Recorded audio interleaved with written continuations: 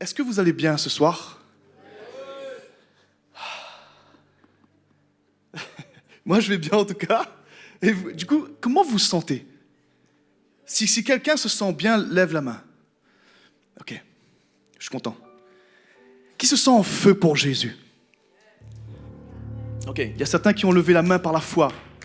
Je sais ça, je sais. Moi aussi, je le faisais. Moi aussi, j'ai envie de lever ma main par la foi. Mais les amis, c'est possible de le faire parce qu'on le sent réellement. Parce qu'on se sait réellement en feu pour lui. Amen. Ok, je vais ouvrir mon ordi. Je vais faire un petit peu, voilà quoi, le message quoi. Ok, merci vraiment à tous d'être venus ce soir. Merci particulièrement au leadership. Je suis vraiment touché de votre accueil, de votre confiance. Merci à Jérémie et Annabelle qui ne sont pas là, mais avec qui j'ai pu échanger juste avant. Je suis vraiment honoré. Vraiment. Ça fait 6 mois que je suis ici. Et j'ai la grâce de participer quand je peux aux réunions de prière, plus aux réunions de prière qu'aux célébrations du coup. Parce que souvent le Seigneur m'envoie un petit peu dans d'autres endroits. Mais voilà, je suis vraiment honoré d'être là parmi vous, de vous voir ici présent. Je vois aussi des amis d'autre part. Que Dieu vous bénisse. Je ne sais pas par où commencer en fait. Parce que le titre de mon message, c'est « Révèle Jésus au travers de ta vie et de ton message ». Révèle Jésus au travers de ta vie et de ton message. On oublie souvent cette dernière partie. On veut révéler Jésus par notre style de vie, mais très souvent, notre bouche reste fermée. Et c'est pour cela que je viens ce soir. Je viens avec une parole que le Seigneur m'a donnée, que je pense va bénir quelqu'un ce soir. Amen. Ok, on va lire dans Jean 15 au verset 12. C'est ici mon commandement. Aimez-vous les uns les autres, comme je vous ai aimé. Il n'y a pas de plus grand amour que de donner sa vie pour ses amis. Vous êtes mes amis, si vous faites ce que je vous commande. Je ne vous appelle plus serviteur, parce que le serviteur ne sait pas ce que fait son maître. Le serviteur ne sait pas ce que fait son maître. Mais je vous ai appelé amis parce que je vous ai fait connaître tout ce que j'ai appris de mon Père. Ce n'est pas vous qui m'avez choisi, mais moi, je vous ai choisi et je vous ai établi afin que vous alliez et que vous portiez du fruit et que votre fruit demeure, afin que ce que vous demanderez au Père en mon nom, je vous le donne. Ça, c'est Jésus qui le dit. Vous savez, le royaume de Dieu nous a été donné en héritage. La puissance de Dieu, c'est ton héritage. La Bible nous dit que lorsque tu donnes ta vie à Jésus, dès l'instant où tu reconnais Jésus, où tu lui donnes ta vie, qu'est-ce qui se passe? Il te donne le pouvoir de devenir enfant de Dieu. Écoute-moi bien, tu n'as aucun effort à produire. Tu es parce qu'il est et parce que tu l'as accepté, tu es un enfant de Dieu. Il n'y a rien que tu ne puisses faire aujourd'hui pour être plus enfant de Dieu ou pas. Bon, je vais essayer d'aller un peu moins vite parce que j'ai grossi un petit peu ces derniers temps et je commence à m'essouffler, tu vois.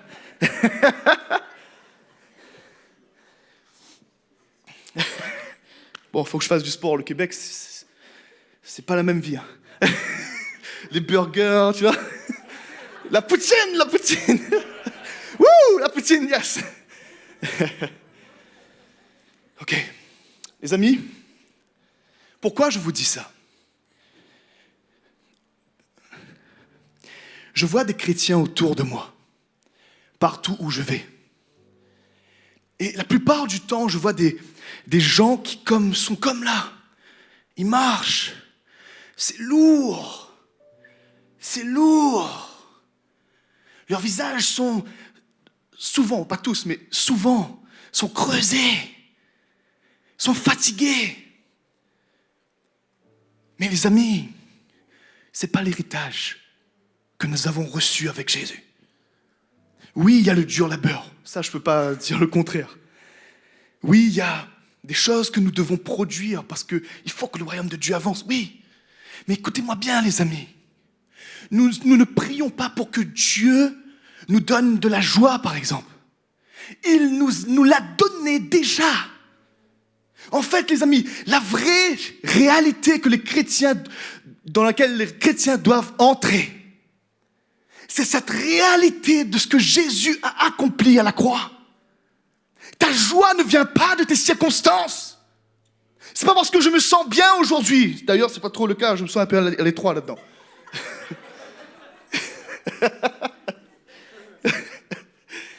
Ce n'est pas au sujet de tes circonstances, mais c'est au sujet de ce que Christ a accompli pour toi à la croix.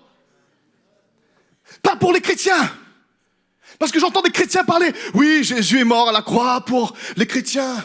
Nous sommes des évangéliques fiers. Hé mec, dis-moi, est-ce que toi, personnellement, tu sais? Vous savez, dans l'esprit, on sait, on connaît. Dans le naturel, on apprend. Mais dans le spirituel, on connaît. Pourquoi je dis cela? C'est toujours une question de révélation.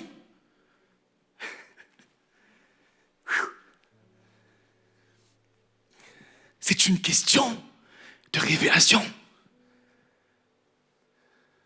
Qu'est-ce que tu connais de Jésus? C'est ça qui fait toute la différence. Est-ce que j'ai un chrétien en feu dans cette salle?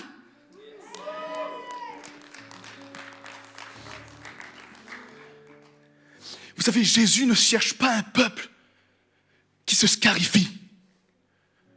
Jésus ne cherche pas un peuple qui gémit tout le temps.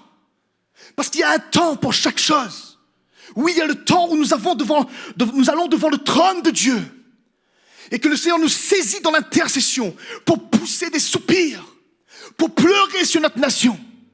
Mais écoutez-moi bien, on ne doit pas s'arrêter là. Il y a bien plus. Hey.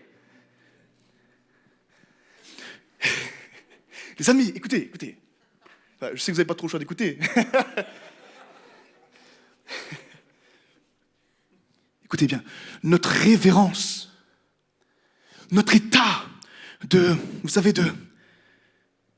d'agonie que l'esprit produit, uniquement quand l'esprit produit, parce qu'il y a la chair aussi qui peut le produire, ok? Il y a la culpabilité aussi qui peut le produire. Mais quand l'esprit nous conduit dans un état comme celui-là, il y a un but. Mais écoutez-moi bien, les amis, il y a une étape juste après. C'est l'exaltation. C'est le moment où Jésus te rappelle, où il te donne encore plus de qui il est, sur ce qu'il a accompli à la croix, sur la réalité de la résurrection, sur la réalité de cette nouvelle nature que nous avons. Et tout à coup, tu passes du deuil, tu passes du pleur, tu passes des cris à la joie, à l'exaltation, à la gratitude. Vous savez, j'étais dans un pays assez particulier dans son histoire. Vous savez, j'étais, il y a cette semaine, j'ai quitté l'Arménie, je sais plus, vendredi. J'étais en Arménie. Et je pensais aller là-bas pour prêcher l'évangile et pour préparer le terrain pour des campagnes d'évangélisation dans le pays. Parce que le Seigneur m'a parlé. Alors j'arrive sur place Et quelque part, la mentalité qu'on a lorsqu'on parle des nations persécutées, ce sont des victimes. Et on vient avec un cœur. Seigneur, il y a des réfugiés qui viennent de l'Artsar, qui sont là, il y a 120 000 qui sont actuellement, qui ont quitté leur terre puisque leurs terres ont été volées. Et moi, je m'attendais à voir des gens qui sont... Il y a effectivement des gens qui pleurent leurs proches. On ne peut pas négliger cette réalité, ok? Mais les serviteurs de Dieu que j'ai rencontrés, les amis, ouh là là là là. Rien à voir. Je n'ai jamais vu un peuple aussi résilient, avec autant de paix, de joie et de force, prêt à donner un morceau de leur chemise pour que son voisin puisse... pour rien, du coup. Prêt à donner la moitié de son repas pour que son voisin mange. Et en fait, j'ai été plongé dans une autre réalité. Alors que j'étais parmi les personnes que j'ai rencontrées, il y avait un missionnaire iranien. Il vit en Iran. Vous êtes d'accord que je raconte un peu d'histoire? Ça va? Je pense que c'est important de l'illustrer. Je ne vais pas faire un appel à salut ce soir. Peut-être si Dieu me le dit, oui, mais je crois qu'il y a beaucoup de gens qui sont chrétiens là.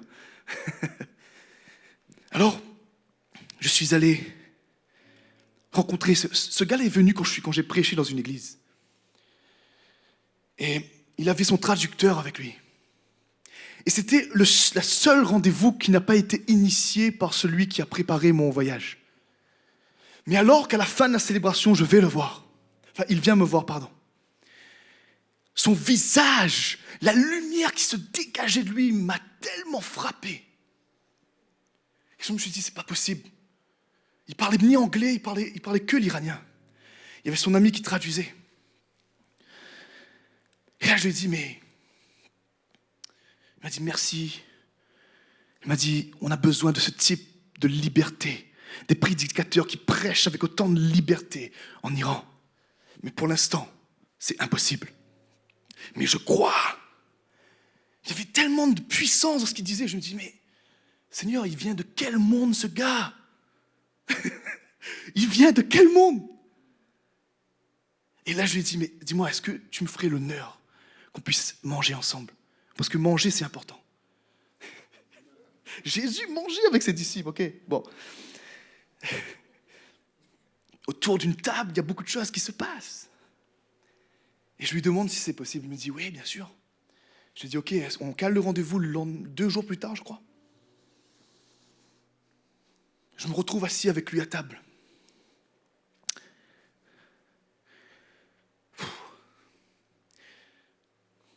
C'était tellement intense d'être au contact d'un disciple de Jésus. Complètement dévoué à sa cause. Et quand il me partage son cœur, il partage son expérience, pas une seule fois, il a mentionné les persécutions. Pas une seule fois. C'était même pas logique. Je me dis, mais... Et moi, j'étais là, je dis, mais c'est pas possible. Il commence à me parler, il me dit, j'aimerais que tu pries pour moi. J'aimerais vraiment que tu pries pour moi. Et plus je l'écoutais, plus je me dis, mais qu'est-ce que je vais dire? Qu'est-ce qu'il a besoin de plus? Sérieusement. J'étais là, j'étais tellement surpris, tellement défié par Dieu.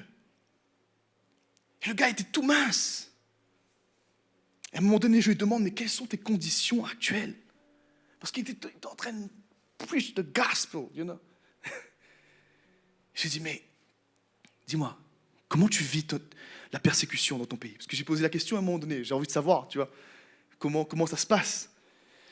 Il me dit, la persécution, bon, ça fait 4 mois que j'ai plus rien. Je regarde, je fais, comment? Il me dit, il y a une organisation qui me soutenait depuis 8 ans. Et quand la guerre a éclaté en Israël, et puis la guerre aussi entre l'Azerbaïdjan et le pays de l'Arménie, ils sont venus en Iran, ils ont pris leur ordinateur, leur matériel, ils ont pris tout. Ils ont arrêté de me soutenir mensuellement, qu'ils le faisaient depuis 8 ans. Il donnait aussi de l'argent parce qu'il avait plus de 100 missionnaires sous sa coupe qui travaillaient sous l'Iran, en Iran, pardon. Et il m'a dit, depuis 4 mois, j'ai plus rien. Et là, je le regarde, pas une once de peine de son cœur. Juste de la joie.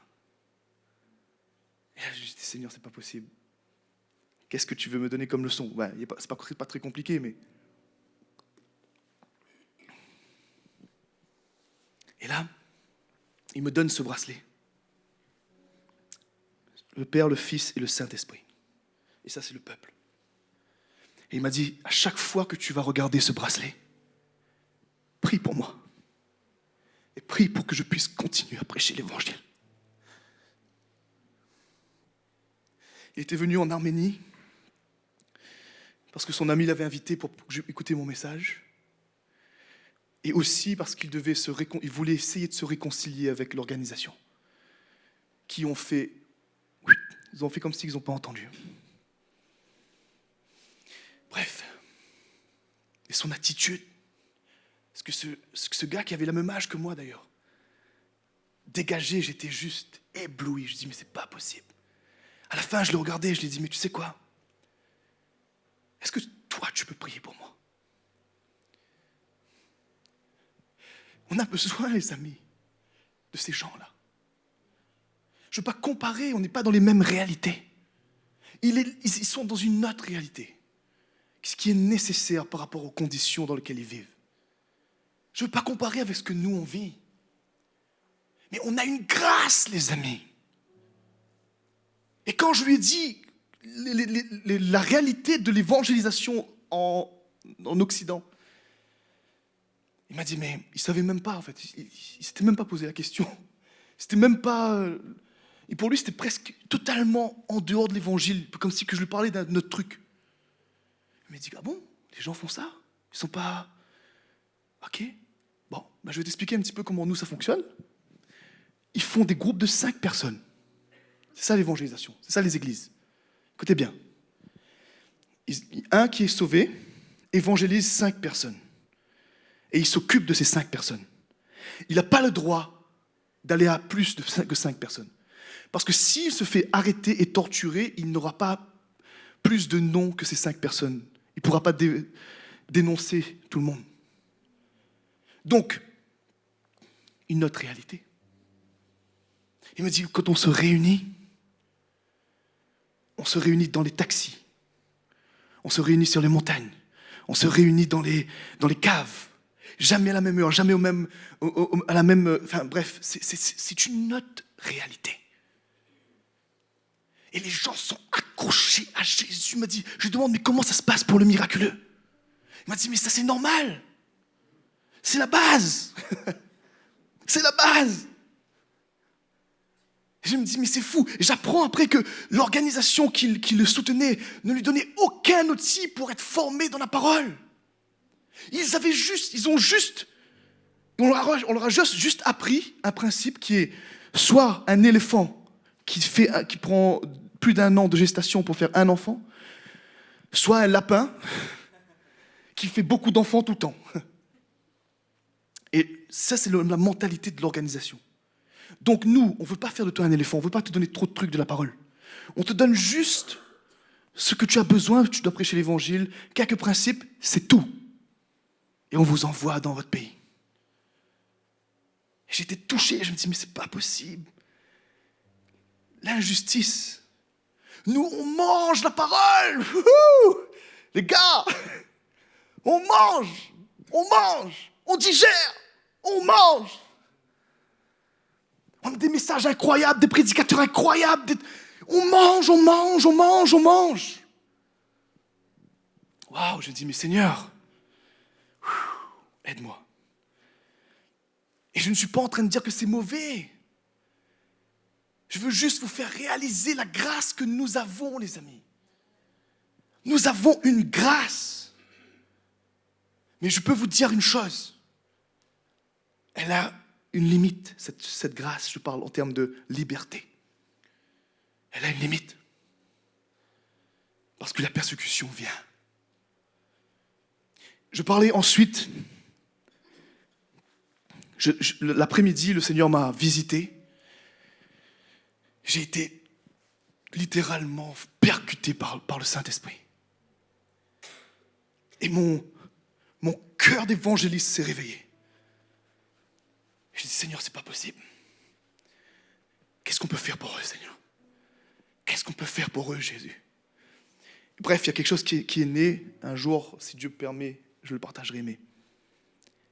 Mais une question était dans mon cœur. Je dis, Seigneur, comment je peux aider ce missionnaire maintenant? Je ne peux pas repartir en ayant juste une belle parole. Qu'est-ce que je peux faire, Jésus? Et moi-même, j'ai besoin... je ne pouvais pas donner plus. Et là, juste après, en sortant de ce moment avec Dieu, quelques heures dans un hôtel, je m'avance avec mon ami Pascal à l'entrée de l'hôtel, où il y a l'escalier qui se termine, et puis l'entrée. Et là, il y a un pasteur que je croise qui allait sortir. C'est un des pasteurs les plus... que j'ai jamais vu j'ai jamais vu un travail pareil qu'il fait avec les réfugiés, c'est juste incroyable. Je suis allé visiter son église, je suis allé visiter plein de choses qu'il faisait. Et ce pasteur passe. Et au moment, les jours précédents où j'étais avec lui, à un moment donné dans la voiture, il était au téléphone avec un homme de Dieu. Mais je ne savais pas qui était cet homme de Dieu. Mais cet homme de Dieu s'est intéressé à moi dans la voiture, il a commencé à me poser des questions, et puis finalement, on a créé un lien. Mais je ne savais pas qui il était. Et là, quand je croise ce pasteur, il était avec cet homme de Dieu en question. Et là, il me présente le gars. Je fais, mais c'est pas possible. C'est une blague. C'est le leader, le père spirituel de toutes les églises souterraines en Iran et de toute la diaspora. C'est-à-dire que il est considéré un peu comme un père spirituel. Voilà, je pense que c'est le plus juste. Mais le monsieur, je le croise et puis il me prend dans ses bras parce qu'on s'était parlé au téléphone. Mais genre, vraiment, on était amis depuis toujours, quoi. C'est incroyable. Et là, on a 5 minutes parce qu'ils doivent partir. On a 5 minutes. Je lui dis, écoute, il faut vraiment qu'on t'explique quelque chose. Ce midi, on a croisé un jeune missionnaire de l'Iran. Il a plus d'une centaine de personnes qui évangélisent, qui prêchent l'évangile dans tout l'Iran. Mais actuellement, il vit une situation très compliquée. Il m'a regardé, il a fait, je veux m'asseoir avec ce jeune homme. Demain soir. Oui, direct. Pas plaisanter. Il n'a pas cherché à savoir son planning. Il a mis de la place, direct. Il a fait de la place. Monsieur a plus de 70 ans. Le lendemain soir, j'essaye de faire vite les amis, mais j'ai besoin de vous raconter ça parce que je sens que c'est en lien avec le message. Enfin, je sens, c'est sûr, c'est en lien avec le message. Le titre de mon message, c'est « Révèle Jésus au travers de ta vie et de ton message ». Et donc, on passe du temps, on s'assoit ensemble, et puis il y a tout le monde réuni ensemble. Et ils ne connaissaient pas ces missionnaires, parce qu'il y a l'église souterraine, qui est dirigée par ses 2 fils, qui sont des pasteurs en Iran. Lui, sa tête est mise à prix à plusieurs millions de dollars, donc il ne peut plus entrer en Iran. Mais il fait ses opérations à partir de l'Arménie. Bref, et donc, on se rend compte, et puis le monsieur arrive à table avec une dose de joie. Comme j'ai dit, mais quelque part, je l'ai regardé, puis je lui ai dit, mais c'est qui ce fou? Mais littéralement. Il est arrivé, yeah, guys, how you doing? Wow! J'étais là, wow, ok. Ouais, c'est bien. Et puis il tape sur mon épaule, oh, what is your testimony? Woo, come on. Come like this. Okay, come on, go. Quickly, 5 minutes. Ok. Donc j'essaye de partager avec mon anglais casse-cassé. Ensuite, il passe aux autres gars. Et on était 6. Chacun son tour. Bam, il s'est intéressé à chacun. Ok, perfect. Après, il commande son gâteau. Il coupe son gâteau en plusieurs petites parts. Et puis il partage à chacun. Mais tout ça avec une telle simplicité, avec une telle joie. Et là, je regarde, je dis, mais sérieux, je suis avec un extraterrestre. Je dis, c'est pas possible. Je dis, mais d'où il sort ce gars? Et du coup, 3 heures, on passe 3 heures ensemble. Donc je ne vais pas vous raconter les 3 heures. Mais il y a une chose. Ce sera un podcast. Donc, pendant ce temps-là, en fait, après quelques dizaines de minutes, il a switché. Il a commencé à nous partager son témoignage.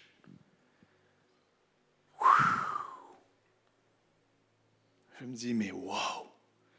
Il a vu sa sœur être tuée devant lui. Bref, tout ce qu'on raconte de ce que ces personnes vivent comme persécution est vrai. Mais bien plus qu'on imagine. Bien plus, bien plus. La torture à un tel niveau, je ne pensais pas que c'était possible. Et donc il nous raconte son histoire. Mais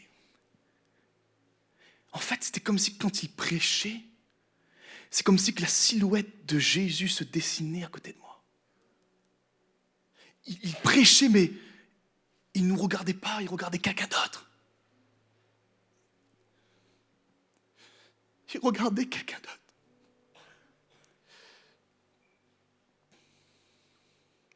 À la fin de ce moment, avec toutes les personnes, on s'est réunis. Quand il est parti, on a parlé. Et la seule chose qui restait, c'était Jésus était là. Jésus était là.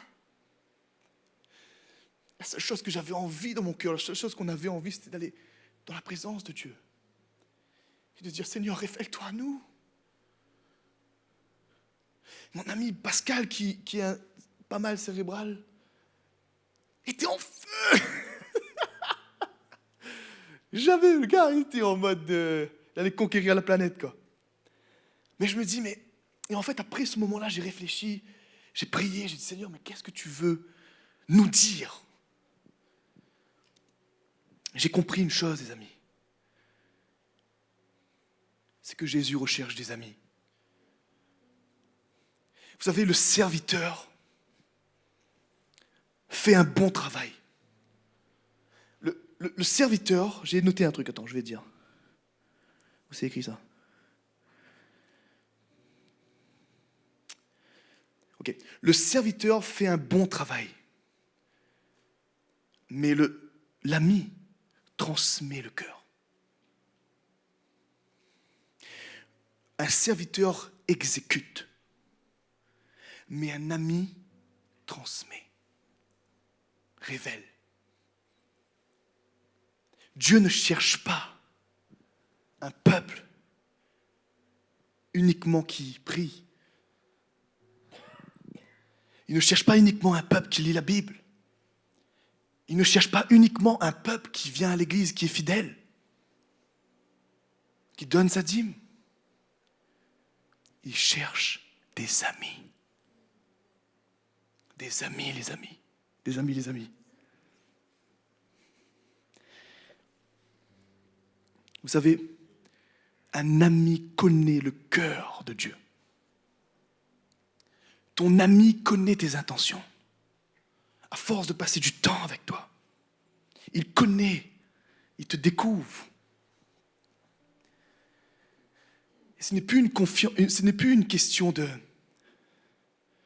crainte ou de peur lorsque tu envoies un ami à ta place. Parce que tu le fais confiance. Tu le fais confiance parce qu'il connaît ton cœur. Et Dieu est comme ça avec nous, les amis. En fait, Dieu est comme ça. Il soupire après un peuple qui comprend l'héritage qu'il a reçu. Tu as accès à une dimension de relation avec Dieu qui est bien au-delà de l'exécution d'une tâche, qui est bien au-delà de l'exécution. Je dois évangéliser, ok, c'est une chose. Mais tu as accès littéralement au cœur de Dieu.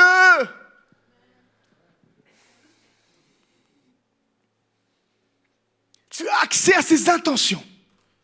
Tu as accès à ses désirs. Tu as accès à the fullness of God, la plénitude de Dieu. Tu as accès à cette plénitude. Quelqu'un peut dire Amen. 1 Jean 1. Ce qui était dès le commencement, ce que nous avons entendu. Tout le monde dit entendu. Ce que nous avons vu de nos yeux. Tout le monde dit ce que nous avons contemplé. Tout le monde dit et que nos mains ont touché. Tout le monde dit concernant la parole de vie. Yes, come on.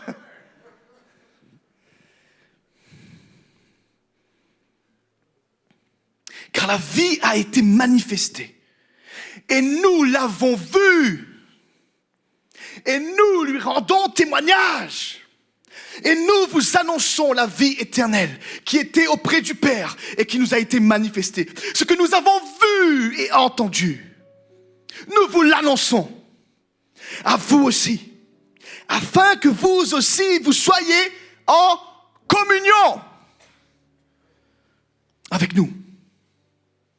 Car notre communion est avec le Père et avec son Fils Jésus-Christ. Et nous écrivons ces choses. Pourquoi? Pour que notre joie soit parfaite. Un ami de Dieu transmet une communion.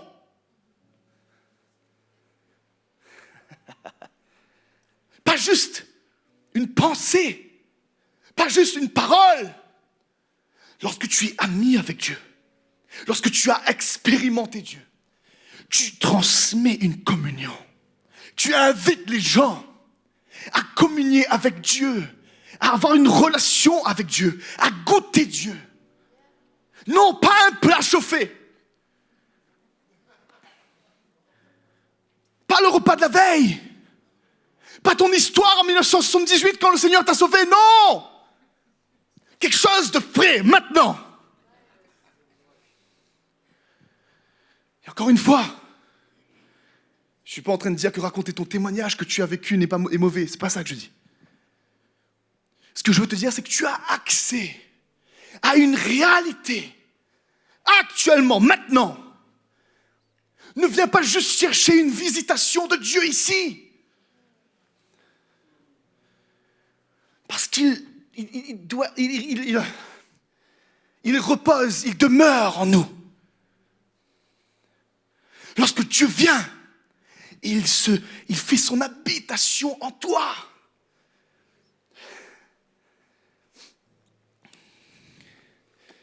La Bible nous dit dans 1 Jean, yes, sorry, je regarde le temps. Bon, pasteur Jérémy m'a dit, tu peux déborder un petit peu. Bon, je tremble tellement que je n'arrive plus à trouver le passage.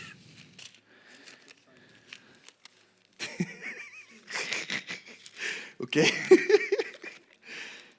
Voilà, c'est bon. Ok, on va aller rapidement. Bien-aimés, nous sommes maintenant enfants de Dieu. Et ce que nous serons n'a pas encore été manifesté. Mais nous savons que lorsqu'il sera manifesté, nous serons semblables à lui, parce que nous le verrons tel qu'il est. Quiconque a cette espérance, en lui se purifie, comme lui, le Seigneur, est pur. Écoute-moi bien. Le Seigneur a fait habitation dans ta vie. Tu veux changer? Tu veux pécher moins? Alors, désoriente tes yeux de ton péché. Parce que lui, il est déjà pur. Et alors que tu le contemples, alors que tes yeux sont fixés sur Jésus, alors que tu touches sa parole, alors que tu prends du temps dans l'intimité avec lui, tu deviens pur comme lui il est. La Bible nous parle des péchés, nous parle de toutes ces choses. D'ailleurs, 1 Jean, on parle. Mais le problème, c'est qu'on a changé le message. Ce sont des rappels. Fais ce rappel. Ce n'est pas le message. Fais ce rappel. Le péché est mauvais.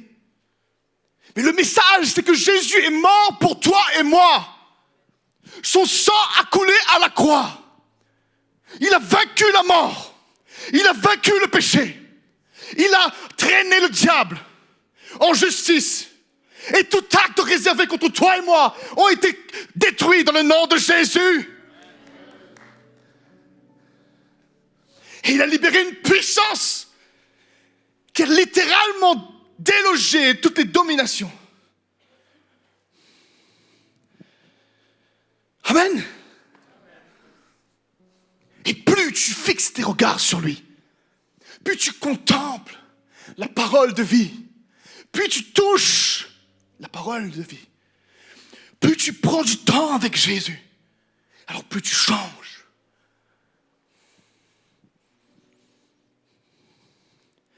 Vous savez, le problème aujourd'hui, c'est que les chrétiens sont plus conscients de leurs péchés que de celui qui les a lavés de leurs péchés.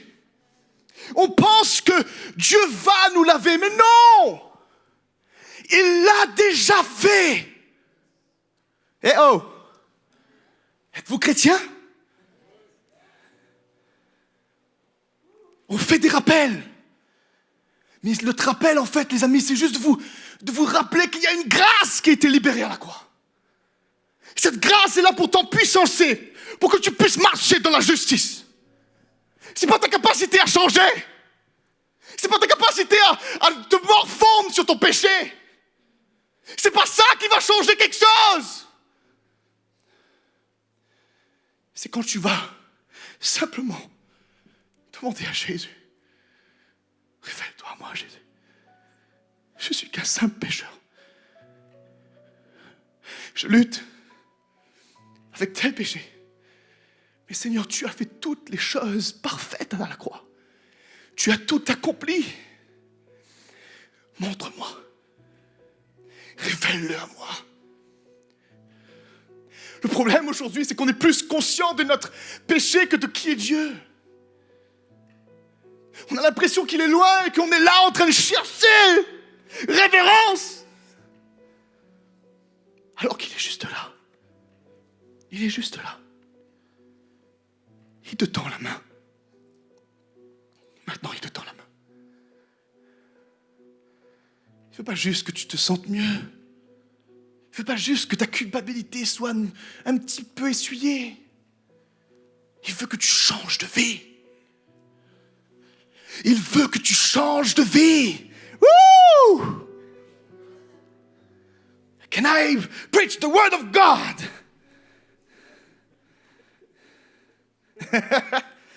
Woo! Car Dieu a voulu que toute plénitude habitât en lui. Il a voulu par la réconciliation, par lui, réconcilier tous avec lui-même. Tant ce qui est sur la terre que ce qui est dans les cieux, en faisant la paix par lui, par le sang de sa croix. Tout le monde dit avec moi, par le sang de sa croix. Pas par tes actes, pas par ta culpabilité, mais par le sang de sa croix.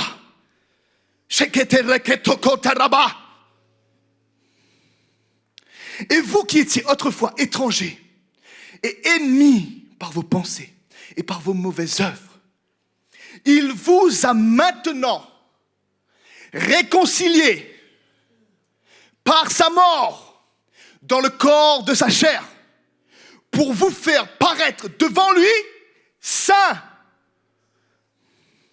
irrépréhensible et sans reproche. That's the word of God. Si du moins vous demeurez fondés et inébranlables dans la foi, bien sûr, sans vous détourner de l'espérance de l'évangile que vous avez entendu. Sans vous détourner de l'espérance de l'évangile que vous avez entendu. Mais pas en se remémorant tes péchés. Quel est l'évangile que tu as entendu? Qui est le Jésus que tu as fait la rencontre? Il n'y a pas 10 000 personnes devant moi, mais c'est pas grave. Qui est le Jésus que tu as rencontré? Si donc vous êtes ressuscités avec Christ, cherchez les choses d'en haut, où Christ est assis à la droite de Dieu. Colossiens 3:1. Affectionnez-vous aux choses d'en haut et non à celles qui sont sur la terre. Et non à celles qui sont sur la terre. Dis-moi, j'ai une question. Qu'est-ce qui t'impressionne en ce moment? Qu'est-ce qui attire ton attention en ce moment? Qu'est-ce qui...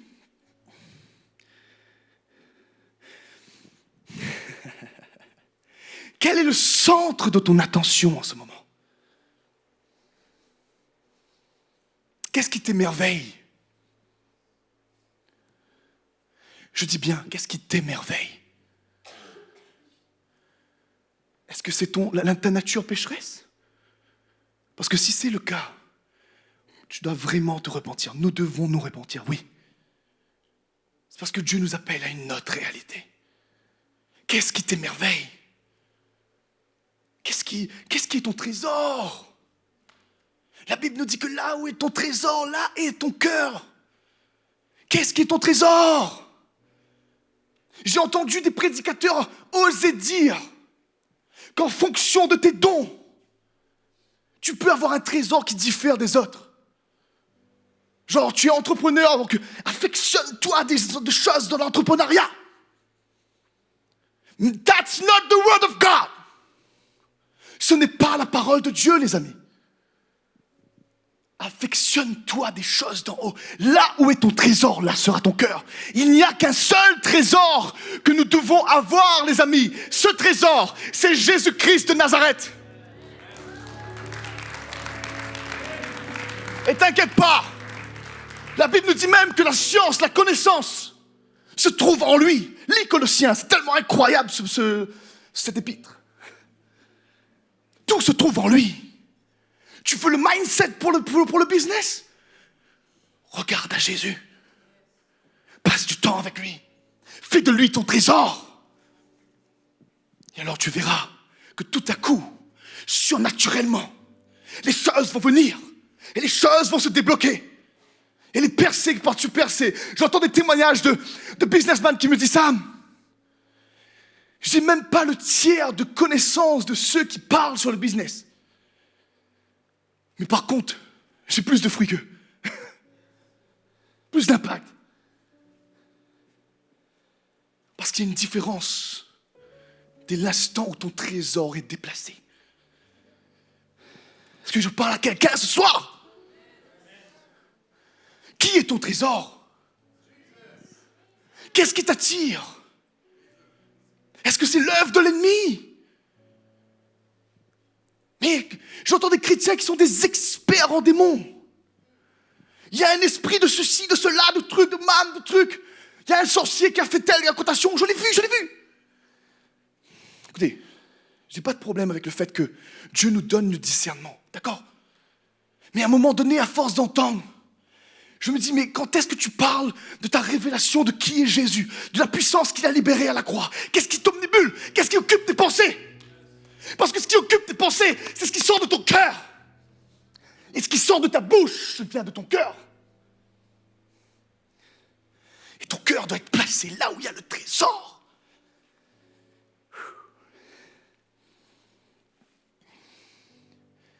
Vous savez, contempler Jésus, faire de Jésus ton trésor, c'est pas juste consacrer 1 heure par jour à la prière. C'est pas juste lire les passages de la Bible, de faire une école biblique, de donner ta dîme tranquillement, d'être bien habillé. Contempler Jésus, c'est de faire une croix sur ta vie. Littéralement. Galates 2:20 dit, ce n'est plus moi qui vis, c'est Christ qui vit en moi. C'est Christ qui vit en moi. Et nous sommes transformés à son image, de gloire en gloire. Tu seras transformé à l'image de ce que tu contemples.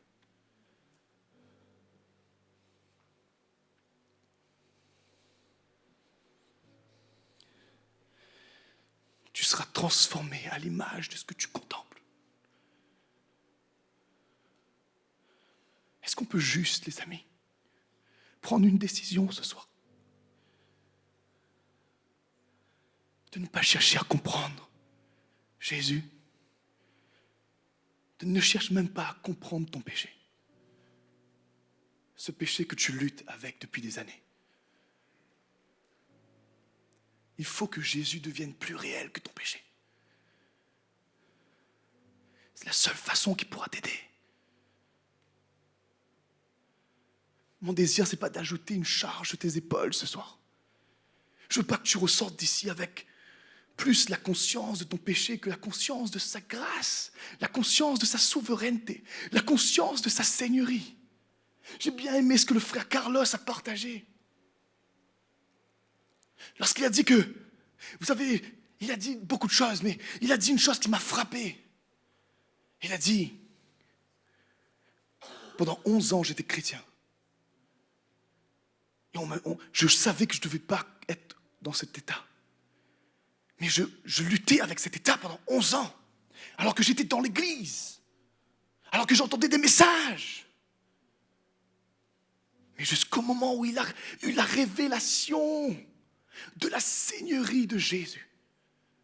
Et il a compris une chose, c'est que Dieu ne voulait pas juste corriger son péché, mais lui donner une nouvelle vie, une nouvelle nature.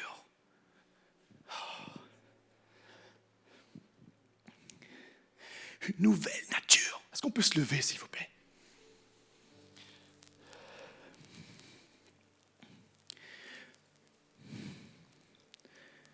Je lis juste un dernier passage dans Colossiens 3, 10.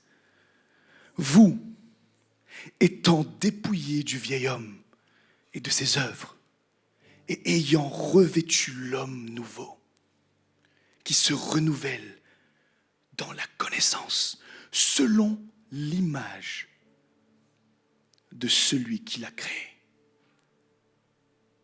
Choisis ce soir. Choisis de vraiment, pas juste d'arrêter de pécher, mais de littéralement de faire une croix sur le vieil homme, sur cette vieille nature. Et choisis de marcher dans cette revêt-toi de cet homme nouveau qui est disponible pour toi. Est-ce que quelqu'un me comprend ce soir? Je crois que Dieu ce soir veut te toucher. Mais je ne veux pas que tu te focalises sur une guérison. Mais focalise-toi sur lui. Je prie pour que Jésus se révèle à toi ce soir. D'une façon nouvelle. D'une façon fraîche. Et que cette révélation te pousse dans une autre dimension de communion avec lui. Et tu verras, les gens autour de toi, tu n'auras même pas besoin de forcer. Ils vont dire, mais oh, toi là, il y a quelque chose de différent, toi. Qu'est-ce qui se passe? Qui est ton Dieu? Qui est ton ami? Présente-moi cet ami. Présente-moi cet ami. Je veux connaître cet ami que tu as. Et tout à coup, tu vas te rendre compte que l'évangélisation n'est pas compliquée. Ce n'est pas un lourd fardeau que tu dois porter. Oui, il faut être intentionnel. Mais c'est quand ça déborde, les amis. Tu ne peux pas prendre pour toi, ça déborde. Quand la présence de Dieu, la vie de Dieu déborde, il faut absolument que tu le donnes à quelqu'un. C'est naturel. Tu n'as pas besoin d'être un évangéliste. Tu n'as pas besoin d'être le grand revivaliste. juste besoin d'être rempli de cette vie de Jésus. Et peut-être que tu es encore dans un chemin de sanctification, mais ça n'empêche pas que Dieu peut toucher quelqu'un au travers de ta vie. Alors j'aimerais vraiment, mes amis, le message de ce soir n'est pas compliqué. C'est juste Jésus. Amen.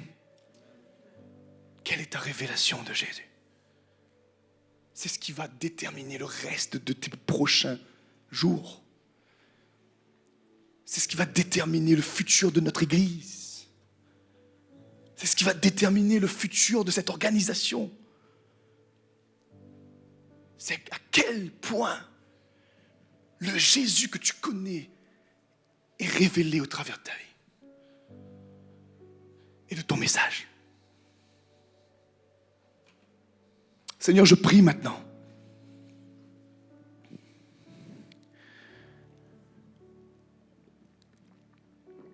que ta présence sature ce lieu. Je te remercie pour ton peuple. Ce peuple si précieux que tu as suscité dans ce lieu. Alors qu'on va prendre un chant d'adoration, je vais vous demander une chose. Faites sortir le son qui vient de votre esprit. Ce son qui rappelle à Jésus qu'il vous a racheté. Le son du racheté. C'est-à-dire que tu chantes pas juste avec tes tripes, mais plus tu chantes parce que tu révères Dieu. Adore Jésus de tout ton cœur. Et je crois que le Maître, le Roi, saura quoi faire de ta vie. Amen. Lève tes mains là où tu es. Et si tu veux être rafraîchi, si tu veux vraiment, j'aimerais t'inviter à faire un pas, un mouvement. Ne reste pas à ta place, viens devant. Ne reste pas à ta place. Viens devant, approche-toi. Fais ce geste, fais ce pas devant le trône de Dieu. Montre à Dieu que tu prends la décision de réellement te soumettre à sa seigneurie. De la même manière que ce précieux frère, lorsqu'il a eu cette révélation de la seigneurie de Jésus, il a complètement été délivré dans ses émotions, dans son corps, dans son âme, dans ses pensées, en l'espace d'un seul moment. De la même manière où moi j'étais devant le trône de Dieu, en proie avec la drogue, incapable de m'arrêter, alors que j'ai mis mes genoux au sol, il est venu, et dans son regard, il n'y avait pas de jugement, juste l'amour. Et juste en le regardant, j'étais convaincu qu'il m'avait pardonné. J'étais convaincu qu'il m'avait justifié. Et je prie pour que l'Église de Christ comprenne la crainte de Dieu. La crainte de Dieu, c'est pas d'avoir peur de Dieu, s'il vous plaît. La crainte de Dieu, c'est juste de ne plus vouloir être séparé de cet amour incroyable de Dieu que tu as expérimenté. Tu n'as pas envie de faire quelque chose qui va t'éloigner de ce Jésus que tu as expérimenté. De ce Jésus qui se révèle à toi jour après jour. Cette crainte, c'est une forme de révérence. On a envie de dire, Seigneur, non, je ne veux pas pécher. Pas parce que sinon je vais être puni, mais parce que je veux tellement te plaire. Et parce que je veux tellement garder cette intimité avec toi, Jésus. Cette intimité est devenue mon trésor. Est devenue littéralement ce qui conditionne ma vie. Et alors tout à coup tu verras que le péché s'éloignera de toi. Et des fois, le Seigneur va te rappeler, parce qu'on est humain. Mais c'est un rappel. Cela n'enlève pas la grâce de Dieu. Cela n'enlève pas sa seigneurie. Cela n'enlève pas sa puissance qui est disponible pour toi. Amen.